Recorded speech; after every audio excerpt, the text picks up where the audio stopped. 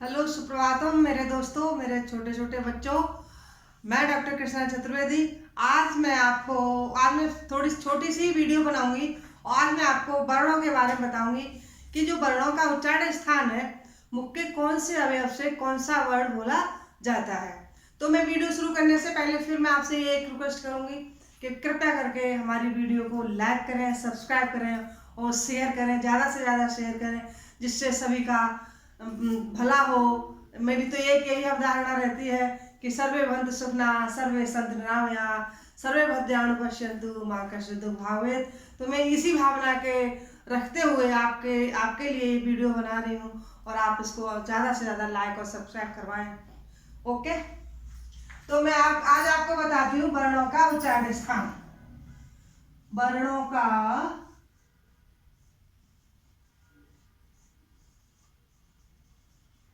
उच्चारण स्थान। वर्णों का उच्चारण स्थान क्लियर तो दिख रहा होगा। आज मैं कल से मतलब नेक्स्ट पिछली वीडियो से थोड़ा अच्छा सा क्लियरिटी देना चाहूंगी। तो देखिए, वर्णों का उच्चारण स्थान के जो वर्ण है, वर्ण जो हम अपने मुख के द्वारा जो बोलते हैं, तो हमारे जो मुख के अंदर जो अवयव है, कंठ है, तालु है, जिह्वा है, दंत है, मूर्धा है और नासिका है, कि कौन से अवयव के द्वारा कौन से वर्ण बोले जाते हैं, कौन से स्वर बोले जाते हैं, कौन से व्यंजन बोले जाते हैं, उन्हीं के बारे में आपको समझा रही हूँ। समझिए। तो देखिए, सबसे पहले एक आता है आपका एक सूत्र है इसमें, अकुह अकुह विसर्जनीयानाम।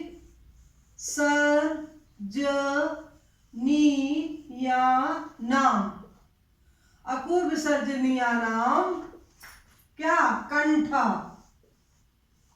कंठ। अब देखिए, इसका मतलब है अकुह विसर्जनीयानाम कंठ। अब अक में देखिए ये है और कु से मतलब होता है जो उदित वर्ण होते हैं, क च त टप में जैसे, तो का वर्ग में कितने अक्षर हैं, वर्ण है। तो आ, चाहे आपका ह्रस्व हो या आपका दीर्घ हो।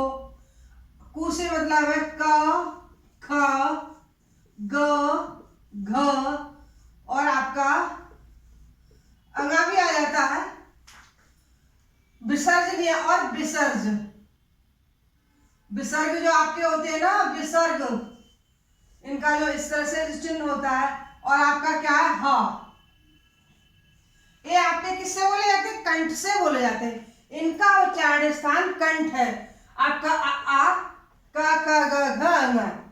ये आपको पंचमाक्षर में प्रयोग किया जाएगा। इसका नासिका से भी, नासिका प्लस कंठ में आएगा, आगे बताऊंगी, आपको समझाऊंगी। तो देखिए, अकुह विसर्जनीयानाम कंठा, याद कर लीजिए आप। दो बार इसको दोहराएंगे, दो चार चार बार, तो आपको बिल्कुल कंठस्थ याद हो जाएगा। तो अकुह विसर्जनीयानाम कंठा। आपका प्रश्न आता है, मान लीजिए क कहाँ से, का उच्चारण स्थान है, आपका तालु दे दिया, मूर्धा दे दिया, और आपका दंत दे दिया, कंठ दे दिया। तो आपने इस सूत्र के अनुसार पढ़ा है अकुह विसर्जनीयानाम कंठा, तो कहां से बोला जाता है? कंठ से बोला जाता है। दूसरा आता है आपका इचुय इचुयशानाम, इचुय ईशा नाम, इचुयशानाम तालु। क्या है ये? तालु। अब इसका भी देखिए इसी तरह से नियम चलेगा, इचुयशानाम तालु। अब देखिए ई से आपका ई, चाहे दीर्घ हो चाहे ह्रस्व हो, ई विशेष ई। अब आपका च से मतलब चा वर्ग के जो भी वर्ण है, च, छ, ज, झ और आपका ये आपके कौन से वर्ण है? तालव्य वर्ण है। कौन से माने जाते हैं? तालव्य वर्ण माने जाते हैं, तालु वर्ण। और ये से मतलब य, और आपका ये श। आपका जो ये किससे माना जाएगा? तालव्य सा है आपका। कौन सा है? तालव्य सा है। तो आपके ये जो वर्ण है ई, च, छ, ज, झ, य और आपका य और श, ये आपके तालु के द्वारा बोले जाते हैं। तालु जो मुख के अंदर तालु है, जैसे जीभ ऊपर जाती है, तुरंत जिब्या के ऊपर जो होता है वो आपका तालव्य कहलाता है। तो तालु के स्थान से ये शब्द वर्ण बोले जाते हैं। कौन कौन से? इचु ईशा नाम तालु, ई च छ ज झ य, और आपका य और श किससे बोले जाते हैं? तालु से बोले जाते हैं। यहाँ पर और एक और लिख देते हैं, आपका जगह कम है, बोर्ड छोटा हमारा जरा। इचु ईशा नाम तालु। अब आता है आपका ऋतु, र शा नाम दिखाई दे रहा होगा, ऋतु रसाणाम मूर्धा। ये क्या है? मूर्धा। अब देखिए ऋतु रसाणाम, रिमिस री, ट से ताल्लुकात है, ट ठ ड और आपका ढ और अड़ा, ट ठ ड ढ अड़ा, और आपका र, रामिस र, और आपका ये षटकोण वाला स, षटकोण वाला। देखिए इसमें इस वाले नियम में आपका ये आपका तालव्य वाला सा आ गया था, और इसमें आपका क्या आ गया? षटकोण वाला सा आ गया। तो ऋतु रसाणाम मूर्धा, आपके ट ठ ड ढ और आपका र किसमें आ जाता है? आपका मूर्धा में पाया जाता है। तो प्रश्न आता है, मान लीजिए किसी के बारे सा के बारे में पूछा जाए, ये वाला जो श है इसका उच्चारण स्थान कौन सा है? तो आप बिल्कुल आप इस नियम से, सूत्र से आप बता सकते हैं कि इसका स्थान कौन सा है। इसका स्थान मूर्धा है। कौन सा है? मूर्धा। तो आपका ये हो गया अको विसर्जनीयानाम कंठा, इचु ईशानाम तालु और ऋतु रसाणाम मूर्धा। तो आप इसका शॉर्ट स्क्रीन कर लीजिए, फिर मैं आगे बढ़ती हूँ। और इस तरह से वर्णों को आप अगर इस नियम से आप याद करोगे, इस सूत्र से याद करोगे इससे, तो आप कभी भी जीवन में इन वर्णों का उच्चारण स्थान भूल नहीं पाओगे, किसी भी कीमत पर भूल नहीं पाएंगे। अब आपका आता है चौथा नियम, आता है कौन सा? ऋतु लसानाम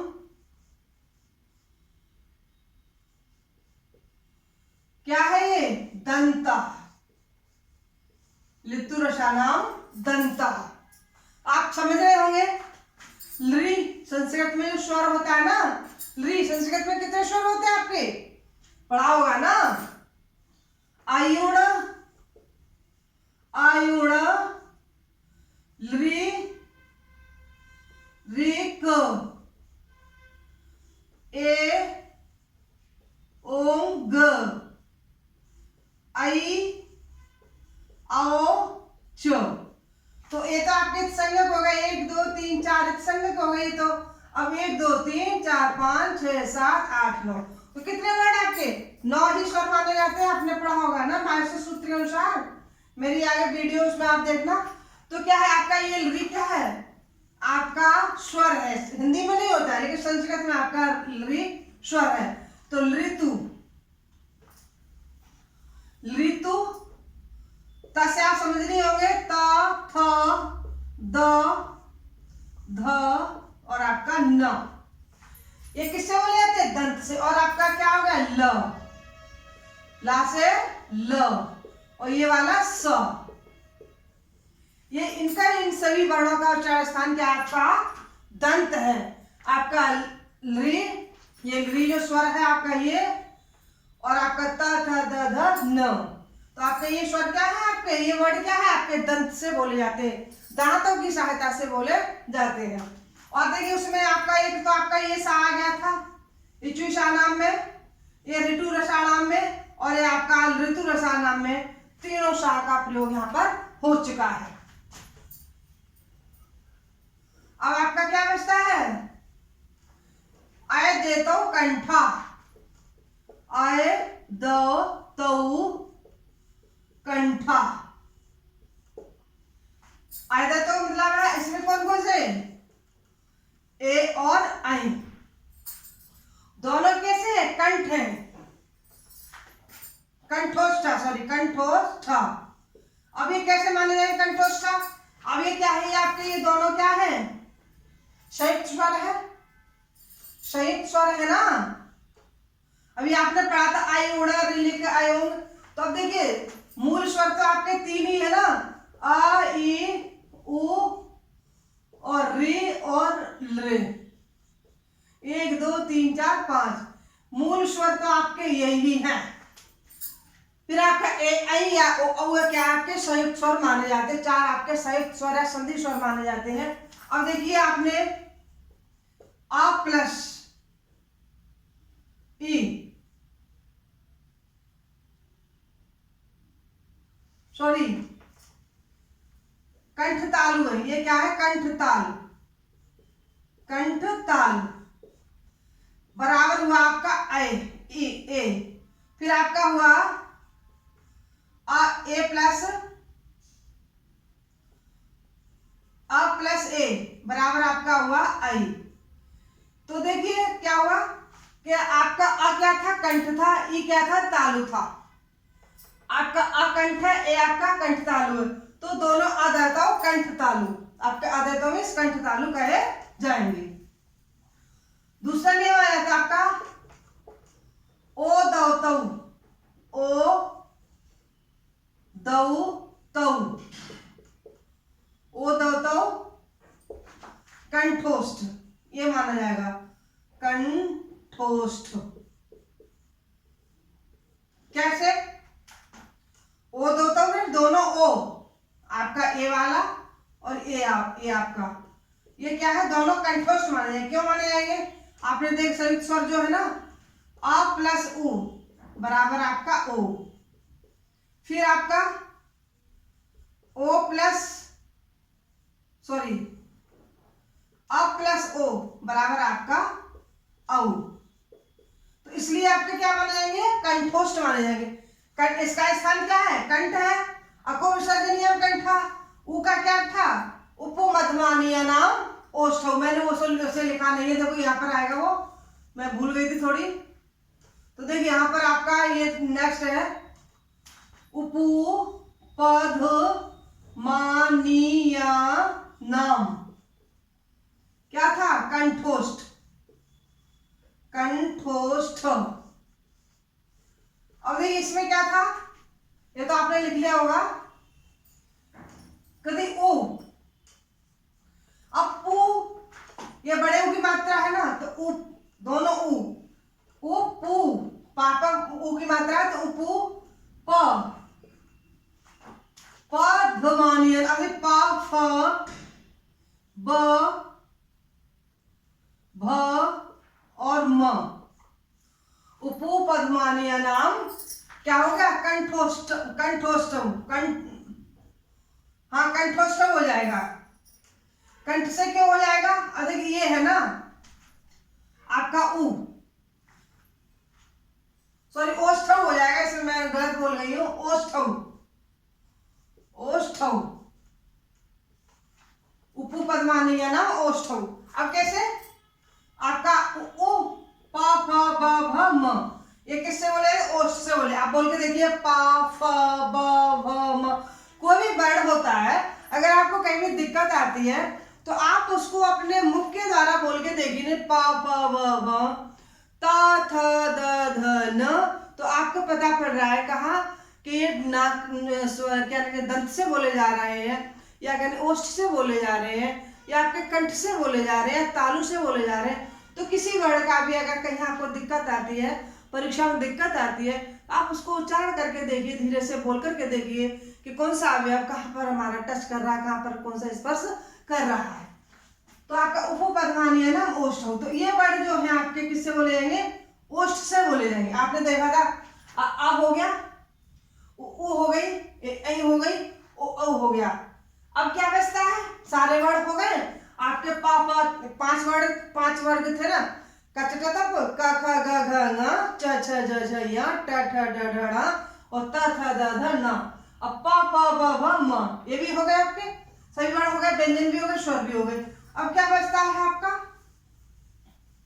क्या बचता है, यमंगल नाम, जैसे य